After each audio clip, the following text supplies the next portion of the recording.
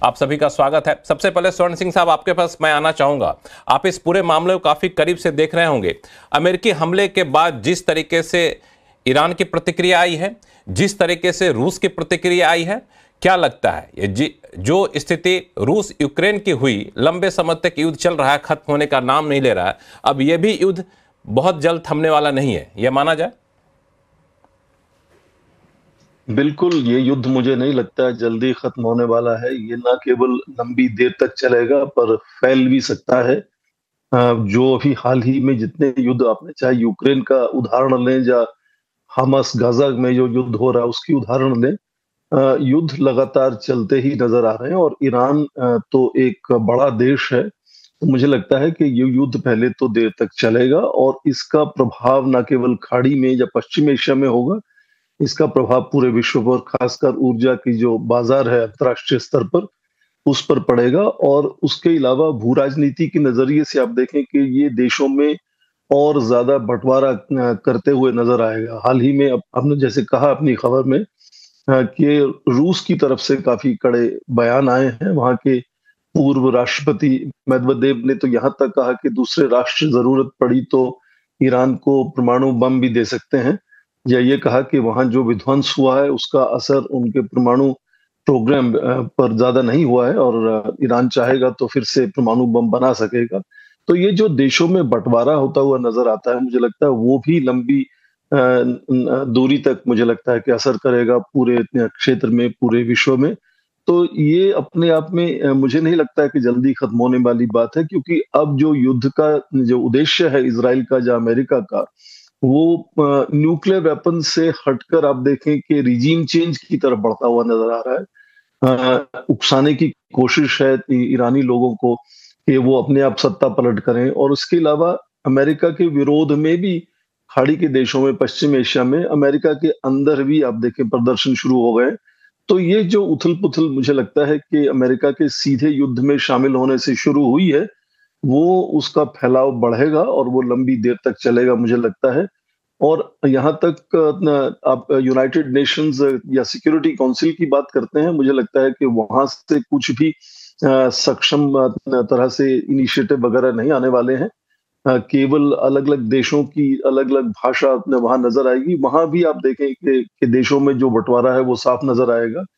तो ये युद्ध मोटे तौर पर सभी देशों को प्रभावित करेगा और मुझे लगता है कि ये सभी बड़ी शक्तियों को के लिए, भारत के लिए भी एक तरह से चुनौती बन के सामने आएगा कि किस तरह से अपनी नीति निर्धारण करेंगे इस युद्ध को लेकर, और जो इसका प्रभाव है उससे किस तरह से सुलझने की कोशिश करेंगे। सिंह साहब, जिस मकसद से ये पूरे युद्ध की शुरुआत की थी इजराइल ने, फिर अमेरिका कूदा, वो मकसद कामयाब होता दिख नहीं रहा है और वाकई उल्टा मकसद होने जा रहा है, जैसा कि अभी बता रहे थे।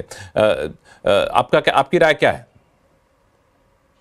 बिल्कुल, मैं शिवकांत जी से सहमत हूं कि इतिहास में शायद कभी भी जो भी न्यूक्लियर एस्पायरेंट देश जिसको हम कहते हैं, जिसकी महत्वाकांक्षा है इस तरह के परमाणु हथियार बनाने की, उनको दबाव से या युद्ध से रोका नहीं जा सका है। केवल दोस्ती से प्रोत्साहन देकर या उनको उनकी सुरक्षा की जिम्मेदारी अपने आप लेकर, जिसको हम न्यूक्लियर अम्ब्रेला कहते हैं, उन तरीकों से कुछ उदाहरण हैं जब कुछ देशों ने ये महत्वाकांक्षा छोड़ी हो, पर दबाव में और युद्ध के तरीके से किसी नहीं छोड़ी है। और उसके अलावा जो ये प्रोमिसेस करने की, जो गारंटीज देने की बात शिवकांत जी ने अभी की, उसमें यूक्रेन का उदाहरण है। वो तीसरा सबसे बड़ा जखीरा उनके पास था हथियारों का, जब उन्होंने 1996 में छोड़ दिया वो, केवल इस पर के सभी बड़ी शक्तियों ने कहा कि हम आपकी सुरक्षा मुहैया कराएंगे, जब भी कोई संकट आएगा तो हम आपके साथ खड़े होंगे, जो आज उनके साथ खड़े नहीं है एक तरह से। कम से कम रूस तो नहीं खड़ा। तो ईरान की जो महत्वाकांक्षा है, चाहे सरकार कोई भी, जैसा शिवकांत जी ने कहा, बने, वो शायद और भी तेजी से कोशिश करेगी एक सवाल, कि ये परमाणु बम बना सके। बने हुआ पे। एक सवाल और स्वर्ण सिंह साहब आपसे पूछूंगा, फिर मैं बाकी मेहमानों के पास जाऊंगा कि जो बार बार ये कहा जा रहा है कि स्ट्रेट ऑफ हॉर्मुज बंद करने की धमकी दे रहा है ईरान, ईरान के संसद ने भी इसको मंजूरी दे दी है, लेकिन हमारे पैनलिस्ट ने यह कहा कि वो कर नहीं पाएगा क्योंकि उसकी अपनी मजबूरियां काफ़ी ज़्यादा, उनको नुकसान बहुत ज़्यादा होगा। लेकिन फिर सवाल उठता है कि संसद ने मंजूरी देकर के क्या ये संकेत देने की कोशिश की है कि धमकी दी है, लेकिन ऐसा करना संभव नहीं ईरान के लिए, क्योंकि इसमें इंडिया का इंटरेस्ट काफ़ी ज़्यादा है।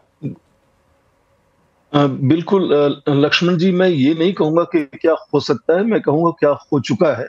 जैसे आपने कहा कि वहां की मजलिस जो है, वहां की संसद है, वो ये प्रस्ताव पारित कर चुकी है और उन्होंने ये वहां की सुप्रीम नेशनल सिक्योरिटी काउंसिल को भेजा है कि आप निर्णय लें कि स्ट्रेट ऑफ हॉर्मुज को हम बंद करेंगे। अब वो क्या करेंगे वो बात की बात है, पर इसका प्रभाव पहले से ही आपको नजर आना शुरू हो गया है। जितना भी शिपिंग इंश्योरेंस कंपनीज हैं, उन्होंने प्रीमियम बढ़ा दिया है विश्व भर में। जितनी भी एयरलाइंस हैं, उन्होंने वहां जाना बंद कर दिया है। कितनी एयरलाइंस की अपने खबर में पढ़ा होगा, उन्होंने जहाज यात्राएं बंद कर दी हैं। और उसके अलावा अंतर्राष्ट्रीय बाजार में ऊर्जा का जो उथल पुथल हो रहा है, उसको कीमतों को लेकर वो भी आपको सामने है। और जैसे कहा गया कि एक यदि वहां कोई माइन वगैरह बिछा दी जाती है, देखिए ईरान की सबसे बड़ी ताकत इजराइल और अमेरिका के विरोध में आज एसिमेट्रिक वॉरफेयर है। तो वो सीधा मुकाबला करने में शायद उसकी सीमाएं हो, पर जो एसिमेट्रिक वॉरफेयर में नॉन कन्वेंशनल तरीके जो है, वो चाहे किसी तरह से माइंस का यूज करना हो हॉर्मुज में, या अपने दूसरे जिनको हम प्रॉक्सीज कहते हैं उनको यूज करना हो, और यहां तक ये सत्ता पलटने की, नेतृत्व को बदलने की, रिजीम चेंज की बात है, ये कई बार हो चुका है ईरान में और विदेशी ताकतों ने किया है। ये आज हम 100 साल पूरे कर रहे हैं। 1925 में पहली बार सोवियत यूनियन और ब्रिटेन ने मिलकर वहां के कज्जर राजवंश को खत्म किया था और वहां के पर्शिया के ब्रिगेडियर जनरल रिजा खान को लाकर एक पहलवी राजवंश की शुरुआत तब हुई थी। उसके बाद फिर इस तरह से 1943 में इस तरह से सत्ता का बाहर से बदलाव किया गया। फिर 1953 में सीआईए और MI6 ने फिर से बदलाव किया। तो ये पहली बार नहीं हो रहा। दो तरह के सत्ता पलट हो सकता है। पहले तो ये कि जैसे आपने कहा कि प्रिजन को तोड़ा गया है, वहां से कुछ किसी तरह से अपोजिशन सामने, हालांकि मुश्किल लगता है, पर यदि आप अभी हाल ही में बांग्लादेश में देखें क्या हुआ कि 25 या खासकर 15 साल से बहुत ही अच्छे से शासन करती हुई एक महिला प्रधानमंत्री, जिसने बांग्लादेश को विकास का मॉडल तैयार कर दिया था एक तरह से, तो वो अचानक सरकार गिर जाती है और एक नई सरकार बनती है। तो हो सकता है, तो दो तरह की सरकारें बन सकती हैं यदि सत्ता पलटती है ईरान में। पहले तो ये कि एक मुखौटा या पपेट गवर्नमेंट बनेगी वेस्टर्न सपोर्ट से, जो कुछ दिन तक चल सकती है, पर यदि उनको जमीन से सहयोग नहीं होगा तो फिर वो नहीं चल पाएगी और अपने आप पश्चिमी देशों से अलग होती हुई नजर आएगी। या फिर ये उसका उल्टा हो सकता है कि उस उथल पुथल में IRGC के नेतृत्व में जैसे और भी ज्यादा कट्टरपंथी सरकार बना सकते हैं, और वो भी चिंता का विषय होगा। तो कहने का मतलब ये कि सरकार चाहे पश्चिमी देशों का एक तरह से कठपुतली की सरकार बने या फिर रेडिकल सरकार बने, यदि सत्ता पलट होता है, हालांकि सत्ता पलट होने का पूरे आसार अभी नजर नहीं आ रहे हैं, क्योंकि आवाज जो आप देखें अमेरिका से आ रही है, उसमें बदलाव आपको नजर आएगा। पहले वो कह रहे थे कि हमें मालूम है कि वो सुप्रीम लीडर अली खमैनी कहाँ हैं और हम उनको मार सकते हैं। अभी आवाज उनकी बदलकर कह रही है कि हम वहां के लोगों का आह्वान करते हैं कि वो सत्ता का पलट करें। तो थोड़ा उनको भी पता लगा है कि ईरान उनको भी टोन डाउन करना पड़ रहा है कि चौकन्ना हो जाए। लोग जो है चूंकि अमेरिकी दखल के बाद कैसे आप देख रहे हैं, चूंकि एक तरफ आसिम मुनीर जाकर के कह के आए हैं कि डोनाल्ड ट्रंप को तो मिलना चाहिए नोबेल शांति पुरस्कार, दूसरी तरफ यहां पे यूएन सिक्योरिटी काउंसिल में पाकिस्तान भी उन देशों में शामिल है जिसने अमेरिकी हमले की निंदा की है। और पाकिस्तान के भीतर आपको लगता है कि ईरान का विरोध करके आसिम मुनीर अपना सत्ता काबिज बनाए रख सकते हैं? पाकिस्तान के पास विकल्प क्या है?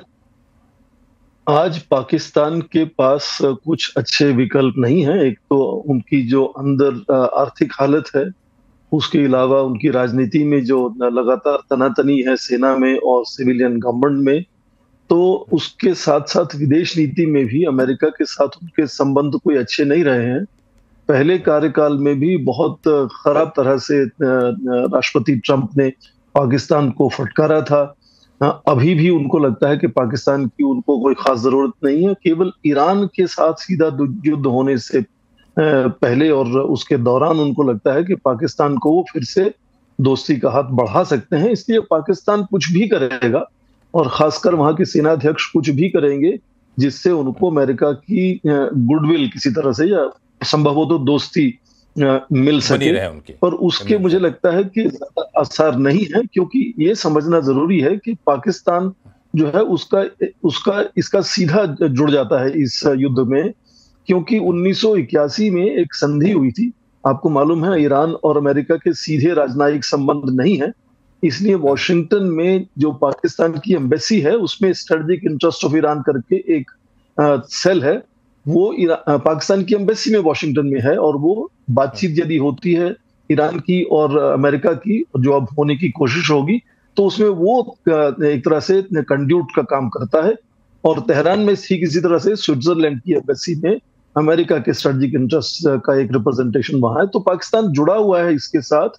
और पर जब बात आती है कि वो निर्णय क्या लेगा, हाल ही में जब एक जनरल ईरान के हैं उन्होंने कहा कि यदि परमाणु अस्त्रों से हमला होगा ईरान के ऊपर तो पाकिस्तान अपना बॉम्ब हमारे लिए इस्तेमाल करेगा, पर पाकिस्तान ने जल्दी से कहा कि नहीं, हम इसमें कुछ इस तरह का दखल अंदाजी नहीं करेंगे।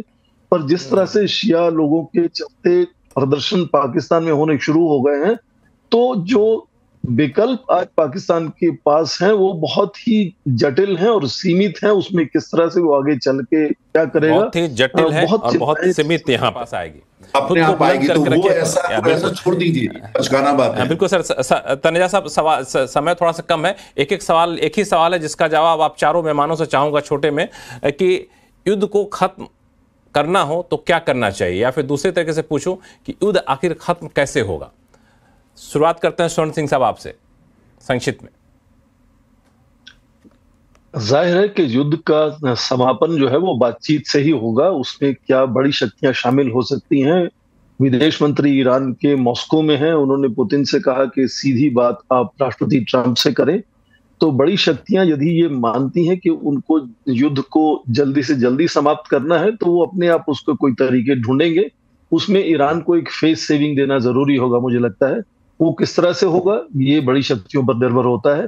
आज इजराइल की इस खाड़ी के क्षेत्र में अमेरिका की पूरे विश्व में सेना की बहुत बड़ी ताकत है, और यदि वो उस पर सीमा रखते हुए ईरान को कुछ अपॉर्चुनिटी दे देते हैं कि वो एक तरह से हल्का फुल्का रिटेलिएशन करके फेस सेविंग करके बातचीत के लिए राजी हो जाए, तो मुझे लगता है वही एक तरीका है। रिजीम चेंज तरीका नहीं है। रिजीम चेंज तरीका नहीं है। Major general